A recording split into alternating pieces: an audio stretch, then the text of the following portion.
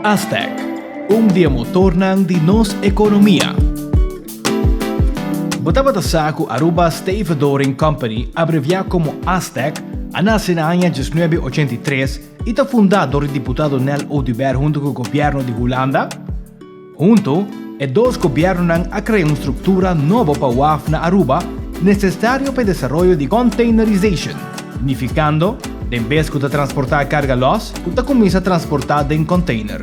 Para atender com o barco de container, Aruba mestra desenhar e construir WAF novo para realizar a transformação necessária para o guia de deputado Odiber e o governo de Holanda a criar Aruba Port Authority como autoridade máxima de WAF e Aruba Stevedoring Company Aztec para brindar serviço de estiwador riba WAF.